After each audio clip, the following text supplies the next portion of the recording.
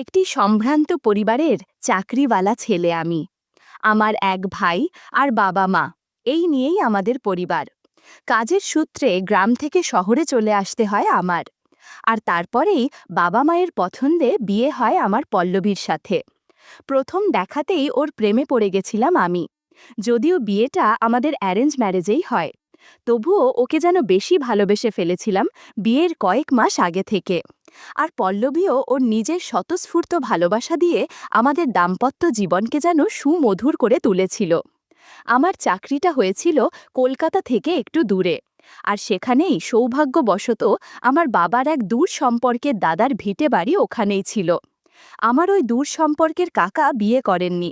উনি বাংলাদেশেই বেশিরভাগ সময়টায় থাকেন, আর মাঝে মাঝে এই বাড়িতে বেড়াতে আসেন। বাংলাদেশে নাকি ওনার অনেক টাকার ব্যবসা। আমিও অনেক দেখেছি আমাদের বাড়িতে ওনাকে আসতে। তাই আমি যখন ওইখানে চাকরিটা পেলাম, তখন আমার কাকা নিজে আমাকে ওই বাড়িতে থাকার জন্য আদেশ দিলেন। এতে আমারও অনেক সুবিধা হলো, কারণ কলকাতার বাজারে একটা ঘর যে কতটা দুর্লভ তা বলে বোঝাবার নয়। পল্লবীকে প্রথম বিয়ে করে যেদিন ওই বাড়িতে নিয়ে গেছিলাম, সেদিনও বাড়িটা দেখে খুশিতে আত্মহারা হয়ে গেছিল। বাড়িটি 2 তালা, নিচের দিকে 2টো রুম, একটা কিচেন ও অন্যটি গেস্ট রুম, আর বসার জন্য মাঝখানে প্রশস্ত জায়গা। আর দোতলায় 2টি রুম ও বাদিকে সুন্দর খোলার ব্যালকনি, যেখানে প্রতিদিন সকালে আলোয় আলোকিত হয়ে সূর্যকে গিলে নেওয়া যায়। পল্লবী ও আমার বিয়ের প্রায় 7 মাসের মাথায় ওই দূর সম্পর্কের কাকা এলেন ভারতে। আমি নিজে গিয়ে কলকাতা এয়ারপোর্ট থেকে ওনাকে পিক করতে গেলাম। অনেক দিন বাদে দেখলেও ও কাকুকে চিনতে অসুবিধা হলো না আমার। আমার মতো হাইটের শরীর, স্বাস্থ্য ফিট দেখে মনেই হয় না বয়স 55-র ওপরে। মাথায় কাঁচা পাকা চুল অল্প অল্প আছে, কান দুটো খাড়া খাড়া, আর ঠোঁটের কোণে সবসময় একটা হাসি লেগে থাকে। গায়ের রং একটু চাপা, কিন্তু উনার এই বয়সেও এত এনার্জি যে আমাদের মতো ছেলেদেরকেও হার মানাবে। শুনেছি উনি নাকি একসময়ে বাংলাদেশের আর্মিতে ছিলেন, এবং এখনও তিনি খাওয়া দাওয়া সঠিক সময়ে করেন, তাই এরকম মেনটেন করতে পেরেছেন। নিজের 4 হুইলারে করে কাকাবাবুকে বাড়িতে নিয়ে আসলাম আমি। রাস্তায় নানান কথা বলতে বলতে কাকাবাবু আর আমি প্রায় বন্ধুর মতন হয়ে গেলাম। বাড়িতে এসে গ্যারেজে গাড়িটা রেখে দুর্বার চাপতেই পল্লবী দরজা খুলে দিল। ঘরে ঢুকতেই পল্লবীর মুখটা দেখে উনি অবাক হয়ে গেলেন। আমার বউয়ের একটু বর্ণনা দেই। নিজের বউ বলে বলছি না, এমন পরিপাটি মেয়ে গ্রামে গঞ্জেও যে থাকতে পারে সেটা পল্লবীকে না দেখলে বোঝা উপায় নেই। হাইটে আমার থেকে ছোট হলেও ওর সৌন্দর্য যে কারো নজর কাড়বে। বাড়িতে শাড়ি আর ব্লাউজ পরে থাকে, মাঝে মধ্যে নাইটি পরে। ওকে নিয়ে বাজারে, শপিং মলে, সিনেমা হলে, এমনকি সমুদ্র সৈকতে ঘুরতে গেলে সবাই ওর প্রতি এক ধরনের আকর্ষণ অনুভব করে। যাই হোক, আমার ওই কাকার পল্লবীকে দেখে থমকে যাওয়ার কারণটা আমি ওনার চোখ দেখেই বুঝতে পেরে গেছি। ওনার চোখ তখন সোজা পল্লবীর গোছালো শাড়ির দিকে ছিল। যাই হোক, নিজেকে কোনো মতে সংযত রেখে আমি কাকুকে বললাম, এই যে তোমার বৌমা। পল্লবী তখন নিজেকে একটু গুছিয়ে কাকুর পায়ে প্রণাম দিল, এবং হাসতে হাসতে বলল, কেমন আছেন কাকু? আসতে কোনো অসুবিধা হয়নি তো? কাকুর দৃষ্টি তখনও পল্লবীর প্রণাম করার দিকে তাকিয়েছিলেন। কোনো মতে সামলে নিয়ে তিনি বললেন, ভালো আছি বৌমা, তোমাকে দেখে আমার মনটা খুশিতে ভরে গেল। যাক, ছেলেটা তাহলে দেখে শুনে সুন্দরী বৌমা নিয়ে এসেছে। পল্লবী এবার একটু লজ্জা পেয়ে হাসল। কাকু তখন বলল, বৌমাকে প্রথম দেখলাম, কিছু দেব না? বলতে বলতেই গলা থেকে মোটা একটা সোনার চেন বের করে পল্লবীর হাতে দিয়ে বলল, এটা পরে নাও গো মা, তোমার জন্য কিছু আনতে পারিনি তো, এই কদিন থাকবো তোমাদের বাড়ি, তখন তোমাকে কিছু বানিয়ে দেব। পল্লবী ও আমি দুজনেই দেখলাম কাকুর দেওয়া সোনার চেনটার দাম কিছু না হলেও 80-90 এর নিচে নয়। মেয়েরা সোনা পেলে কত খুশি হয় সেটা আর বলে বোঝানো দরকার হয় না। তেমনটাই হলো পল্লবীর সাথেও। খুশি হয়ে কাকুকে বলল, এটা তো আপনারই বাড়ি, আপনি যতদিন ইচ্ছা এখানে থাকবেন, আপনার সেবা করতে পেরে আমরা খুশি হব। কাকু এবার হাসতে হাসতে বলল, এই তো আমার বৌমার মনটা খুব বড়, আমি সত্যিই খুশি হয়েছি। বলতে বলতেই পল্লবীকে আশীর্বাদ করলেন। ওপরের দুটো রুমের একটাতে আমরা থাকি আর একটা খালি থাকে। ওটাকে আজ সকালে পরিষ্কার করে পল্লবী গুছিয়ে গাছিয়ে রেডি করে রেখেছে কাকুর জন্য। ঘরেই কাকুকে নিয়ে সবকিছু গুছিয়ে দিয়ে ব্যাগপত্র তুলে আমি নিচে এলাম। পল্লবী তখনও খুশিতে ডগমগ।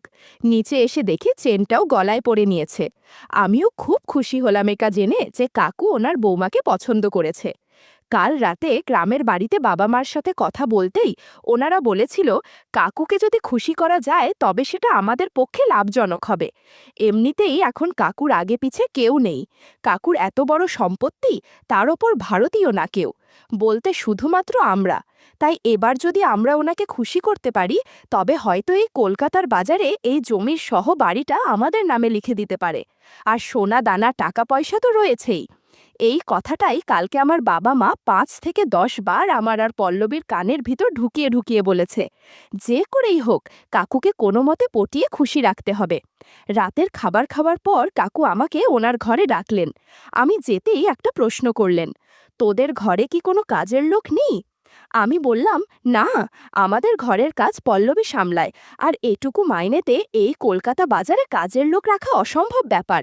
কিন্তু তুমি চিন্তা করো না, তোমার বৌমা তোমার খুব খেয়াল রাখবে। কাকু এবার একটু ইতস্তত করতে করতে বললেন, আসলে ব্যাপারটা তাই নয়, আমার রাতে একটু লাল পানি খাবার অভ্যেস আছে। আমি বললাম, তাতে আর সমস্যা কি, আমি কিনে নিয়ে আসবো কাল থেকে। কাকু আবার একটু আমতা আমতা করে বলল, আসলে ব্যাপারটা তাই নয়, ব্যাপারটা হলো আমার বাড়িতে অনেকগুলো চাকরের মধ্যে একজন কাজের মেয়ে আছে, কম বয়সী। ওই মেয়েটি আমাকে প্রতি রাতে লাল পানি বানিয়ে বানিয়ে দেয়। আমি এবার পড়লাম এক বড় ফ্যাসাদে। এই সময় কাজের লোক জোগাড় করা যে কত দুষ্কর সেটা শুধু কলকাতায় থাকা পাবলিকরাই জানে, আর তার ওপর কম বয়সী মেয়ে চাই। কাকুকে কোনো রকমে বুঝিয়ে আমি যখন ঘর থেকে বের হলাম তখন কাকু আমাকে বলল, আজকে আমি আমার নিয়ে আসা বোতল থেকে লাল পানি নিজে বানিয়ে খাচ্ছি, কিন্তু কাল থেকে আমাকে বানিয়ে দেওয়ার মতো মেয়ে চাই তুই জোগাড় করে রাখিস ঠিক করে। রাতে পল্লবীকে এই কথাটা বলতেই ও বলল, তোমার এই নিয়ে এত চিন্তা, আমি আছি কি করতে? তোমার খাওয়ার সময় আমি তোমাকে বানিয়ে দিই, এবার না হয় তোমার কাকুকেও বানিয়ে দেব। আমি এবার একটু আশ্বস্ত হলাম, কিন্তু মনের মধ্যে একটা খটকা লেগেই রইল। একদিন বাবার মুখে শুনেছিলাম এই কাকু নাকি বাংলাদেশে অনেক মেয়েদের সাথে কাজ করেছে। বন্ধুরা, তোমরা নিশ্চয়ই বুঝতে পেরেছ কিসের কথা বলছি। যাই হোক, নেগেটিভ চিন্তাভাবনা মাথা থেকে সরিয়ে ঘুমিয়ে পড়লাম। পরের দিন অফিস থেকে বাড়ি ফেরার পথে কাকুর জন্য দামি ২ বোতল লাল পানি নিয়ে গেলাম। পল্লবী নাকি কাকুকে আগে থেকেই বলে রেখেছিল যে আজকে রাতে ওনার প্যাক বানিয়ে দেবে। কাকু নাকি খুব খুশি হয় পল্লবীর কথা শুনে। যথারীতি খাওয়ার পর কাকু ওপরে চলে গেলে পল্লবীও লাল পানির বোতল দুটো নিয়ে ওপরে চলে গেল। যাওয়ার আগে বলে দিলাম, এমন কিছু করো না যেন উনি মনে মনে অসন্তুষ্ট হন। পল্লবী কানের কাছে এসে বলল, তোমার বউ এমন কোনো কাজ করবে না যাতে তোমার কাকুর অপছন্দ হয়। পল্লবীর কথাবার্তা ও হাবভাব আজ একটু অচেনা লাগছে আমার। কথায় যেন একটু বেশি রসিকতা ভাব, আর চোখ দুটো যেন কিছু করার আগ্রহ দেখাচ্ছে। ওর পরনের শাড়িটা আজ প্রতিদিনের মতো সুতির হলেও ব্লাউজটা হালকা গোলাপি কালারের পড়েছে। কাকুকে দোতলার ঘরে শোতে দেওয়ার জন্য আমরা নিচের গেস্ট রুমে রয়েছি। প্রায় ১০ মিনিট কেটে গেল, কেন জানি না আমার অস্বস্তি হচ্ছিল। অজানা একটা ভয় যেন আমাকে ঘিরে ধরছে বারবার। শুধু মনে হচ্ছে দোতলায় কিছু একটা হচ্ছে যেটা হয়তো হবার নয়। আরও ১০ মিনিট দেখলাম, তারপর যেন আর ঠিক থাকতে পারলাম না। আমি সোজা দোতলার ঘরের দিকে রওনা দিলাম। দরজায় না গিয়ে জানালার ভাঙা কাচের ফাঁকে চোখ রেখে যেন হাঁপ ছেড়ে বাঁচলাম আমি। চেয়ারটায় বসে বসে কাকাবাবু লাল পানির গ্লাসটা ধরে মন দিয়ে লাল পানি খাচ্ছেন, আর অন্যদিকে সোফায় বসে আমার বউ অন্য একটি গ্লাসে লাল পানি ঢালছে। একটু পর দেখলাম পল্লবীর কাপড় একটু ও গোছালো হয়ে আছে, আর পল্লবীর দিকে তাকিয়ে আছে। পল্লবীর সেই দিকে কোনো খেয়াল নেই, ও এক মনে গ্লাসে জল মিক্স করছে। আমি ভাবলাম যাই নিচে গিয়ে শুয়ে থাকি, কিন্তু ঠিক তখনই কাকাবাবু আমার বউকে বললেন, বৌমা, আজ তোমাকে যে মালাটা দিয়েছিলাম সেটা কি পরেছ? পল্লবী তখন উত্তর দিল, হ্যাঁ কাকাবাবু, এই তো গলায়, বলেই সোনার মালাটা কাকাবাবুকে দেখাতে লাগলো।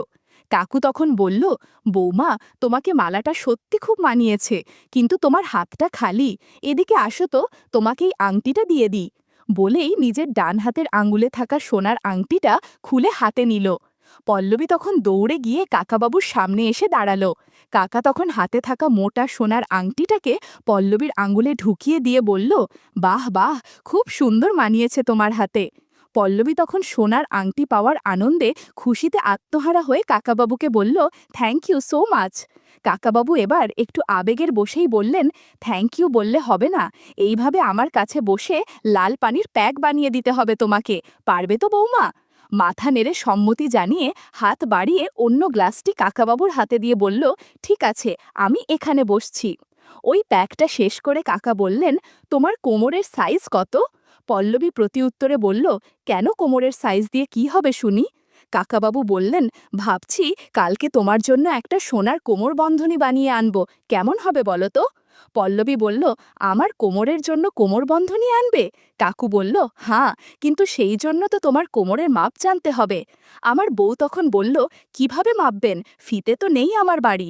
উনি বললেন, সমস্যা নেই, এমনিতেই মাপা যাবে। মাপ নেওয়ার সময় পল্লবী একটু অস্বস্তিতে পড়ে গেল। বন্ধুরা, ইউটিউবের কড়া নিয়মের কারণে এসব ঘটনা সরাসরি বলা যাচ্ছে না।